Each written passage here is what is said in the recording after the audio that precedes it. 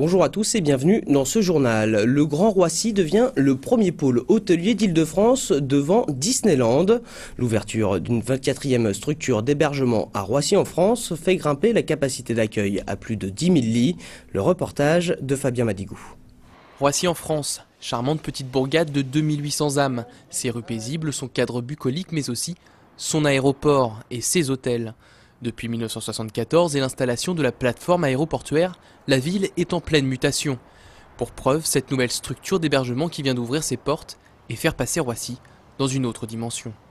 La capacité passe à 5000 chambres et du coup le pôle hôtelier, c'est-à-dire le Grand Roissy, lui devient premier pôle hôtelier d'Île-de-France. Juste, on vient de dépasser le pôle hôtelier de Disneyland. À la nuit tombée, la petite commune voit ainsi sa population tripler. Aujourd'hui, le secteur de Roissy, c'est une capacité d'accueil de plus de 10 000 lits, avec une activité hôtelière équivalente à celle de la Martinique ou d'une région comme la Haute-Normandie. Autant d'atouts qui ont convaincu le Relais Spa de venir s'installer dans ce village caractéristique du pays de France. C'est surtout donc avec les projets futurs d'agrandissement de l'aéroport, de la création aussi du World Trade Center, qui font qu'effectivement, d'ici les prochaines 10 ans, la capacité de business sur Roissy va doubler. Avec ses 285 chambres luxueuses et soignées, le Relais Spa 4 étoiles à l'architecture audacieuse a opté pour une vision sur le long terme. La résidence de tourisme n'inaugurera d'ailleurs son espace bien-être et détente que l'année prochaine. La brasserie Fia ouvrira quant à elle ses portes au dernier trimestre 2011. Du côté de la mairie, on se félicite de ce nouveau venu et on ne compte pas s'arrêter là. Un centre de congrès international devrait voir le jour d'ici 3 à 4 ans, amenant avec lui 5 nouveaux hôtels pour une capacité d'accueil supplémentaire de 2000 chambres. Des initiatives personnelles qui prennent le relais des centres de loisirs, cette question se pose à Sarcelles, où deux amis ont installé en quelques jours des châteaux gonflables au quartier des Flanades. Soufflé par le fils de l'un d'entre eux, l'idée rencontre un véritable succès. Le reportage de Mélanie Vassard et Brice Martinelli. Des donjons qui poussent au cœur de Sarcelles. Et l'idée aurait pu en faire sourire plus d'un. Mais ce qui semblait impossible est aujourd'hui devenu réalité. Ici, les châteaux sont gonflables pour amuser les petits princes et princesses du quartier. Des sourires et des visages émerveillés. Au pied de la cité, les enfants jouent à moindre coût. Je trouve que c'est une bonne chose pour les enfants. Voilà, il n'y a pas trop d'attractions pour eux et là, c'est l'occasion rêvée. Ça tombe bien avec les vacances, donc ils profitent bien, quoi. On est content, ça fait plaisir de voir un enfant sourire et se dire que dans 10 ans, il va grandir avec ma tête comme souvenir, comme quoi il m'a fait jouer et tout ça, voilà, ça fait plaisir. À l'origine de l'idée, ces deux hommes, Khaled et Relifa. Quelques clics sur le web et 2-3 coups de téléphone, l'affaire est réglée en 2 jours. Des châteaux s'installent alors sur la place Navarre. L'initiative est un carton. Près de 600 enfants viennent chaque jour glisser et rebondir sur les structures gonflables. Franchement, sur une idée d'une réflexion en 10 secondes, quoi. Dire qu'on allait avoir tout ce monde-là, c'est vraiment... On pensait pas, nous.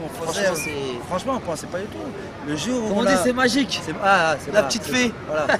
c'est ça, c'est entièrement magique. Jusqu'à lundi, les enfants peuvent profiter de ces installations. Quant aux deux amis, ils ne comptent pas s'arrêter là. Cet été, ils ont pour ambition d'installer en plus des châteaux, des piscines, un nouveau projet déjà baptisé, Sarcelles Plage. Quand l'apostrophe et le conservatoire de Cergy-Pontoise s'associent, c'est toujours pour un grand spectacle. Après la Traviata, c'est maintenant le célèbre opéra de Mozart, Così fan tutte, qui est proposé au public ces prochains jours au Théâtre des Louvrais à Pontoise. Présentation du spectacle avec Mélanie Vassard. Une journée et 2 couples de fiancés qui font le pari de séduire la promise de l'autre, c'est l'intrigue de l'opéra de Mozart, Così fan tutte.